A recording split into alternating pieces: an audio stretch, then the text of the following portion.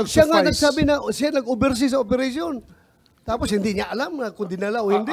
I hope we can reconsider the contempt citing because, sir, kaya ho nag-suffice a certification ng Kanina pa Prosecutor kami General. nagre-reconsider, Secretary Boying. Oh, pero kaya ho nag-suffice Thank you, Madam Chair.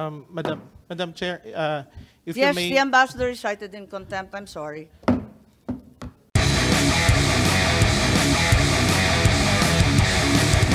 Naman talagang reglementary period. May warrant kami galing ICC. What's the reason for the rush to The Hague na hindi man ninyo madala sa isang husgadong Pilipino?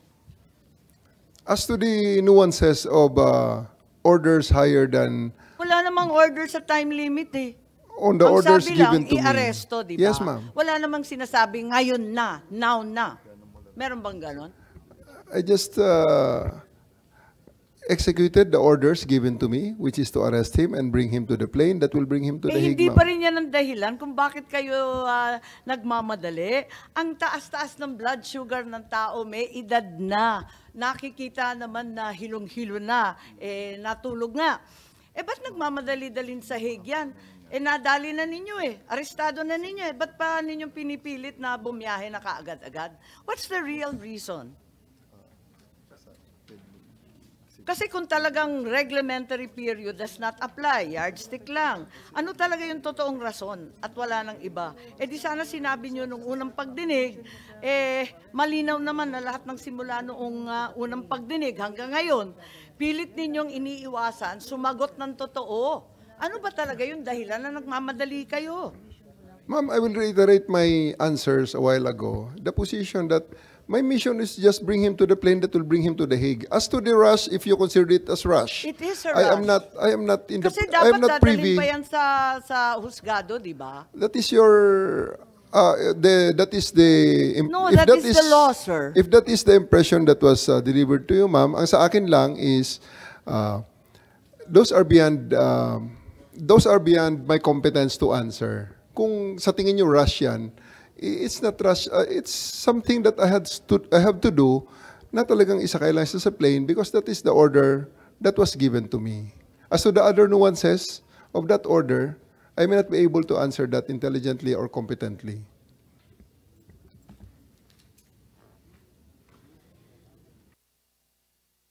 Yes, baka may maidagdag si Ambassador Lacanilaw. Dahil nandun din kayo, may nakita ba kayo na dahilan kung bakit kailangan pumunta sa The Hague? Total, kayo ang madalas pumunta sa abroad at kinatawan ng Pilipinas.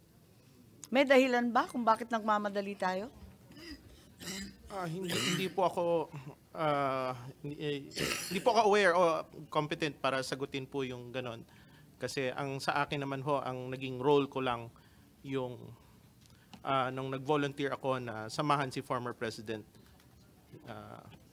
Muta ICC. Lahat tayo hindi alam ang dahilan kung bakit nung araw na yon kinailangan talaga isakay at dalhin sa Hague kahit may sakit, kahit may karapatan pumunta sa husgadong Pilipino, kahit hindi pa nakikita ang pamilya, ang doktor, ang abogadong pili, talagang kinakailangan dalhin na talaga sa The Hague.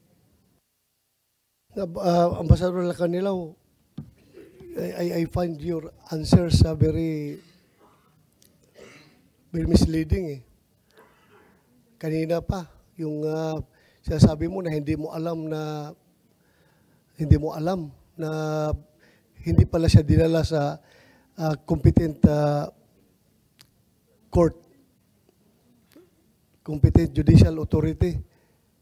Hindi mo alam. Hanggang ngayon, hindi mo pa rin alam.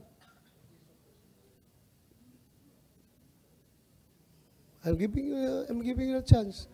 Opo, kung ano po yung, Mr. Senator, kung ano po yung nabanggit ko kanina, yun po.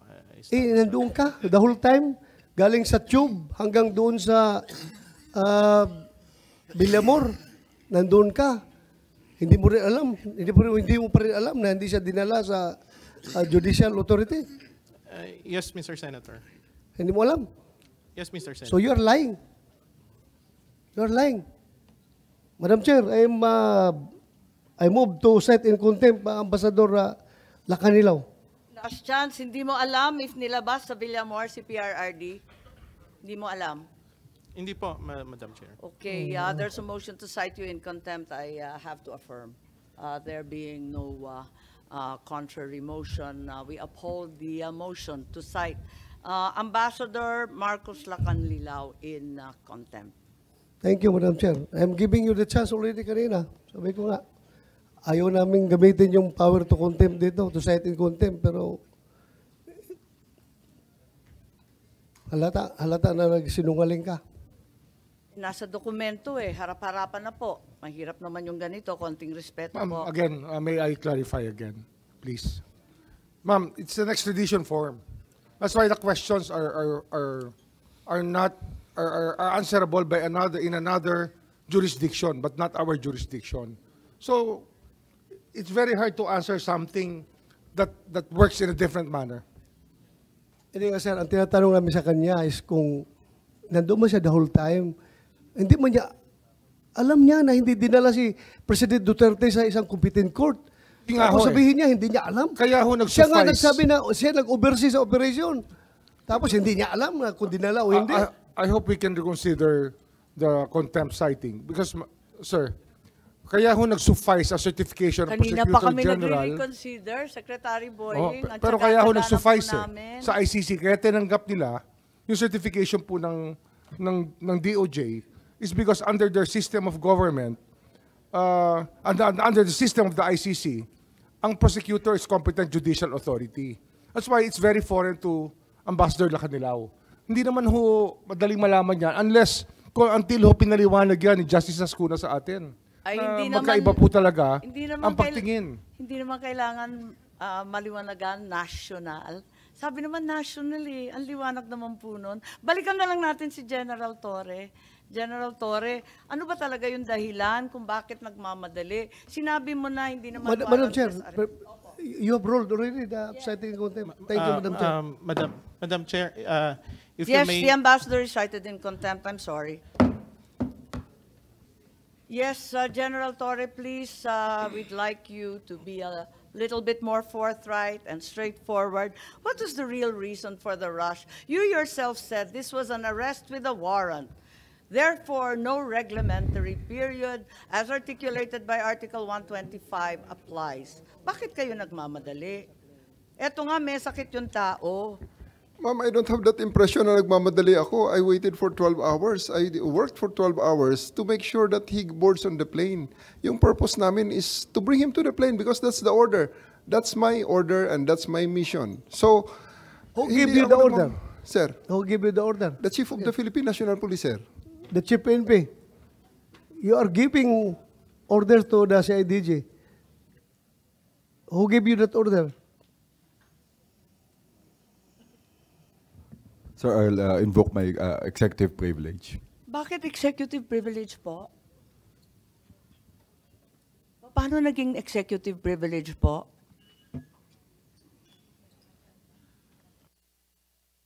Nangyari na, tapos na Sino nag-order Ano ho yung tanong, ma'am? po?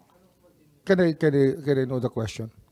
Kasi before we continue, ma'am, I'd like to ask for the consideration of the body because can we have a 2 minutes break so I can just whisper to you? I'll give you the break very, very shortly, but in the meantime, can we just finish with Senator Bato's query? Oo, tapusin lang po natin, tapos mag-break po tayo. Okay, si Senator Bato, please. May tinatanong yata siya kay Chief PNP. At ito ay may kinalaman sa chain of command lang naman. Pakaliwanag. Sinabi na naman ni DOJ. That's executive privilege po, basta usapan na po within the executive department, hindi na ho namin pwedeng ilabas dito. I think those matters are matter of executive privilege.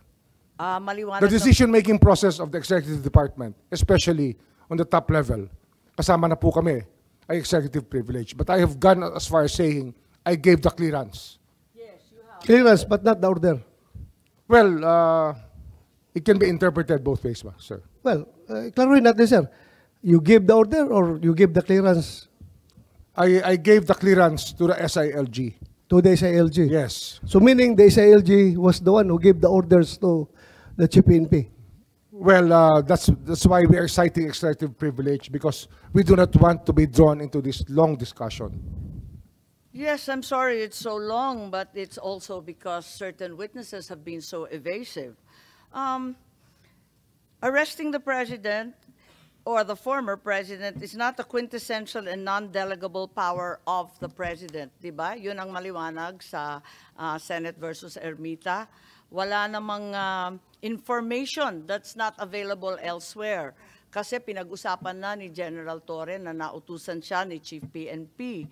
So, ano yung problema sa executive privilege dito? Hindi naman kayo military o diplomatic corps, hindi naman diplomatic communications to ng Pilipinas at ICC. Wala naman kaming tinatanong sa ganon. Bakit hindi masagot yan?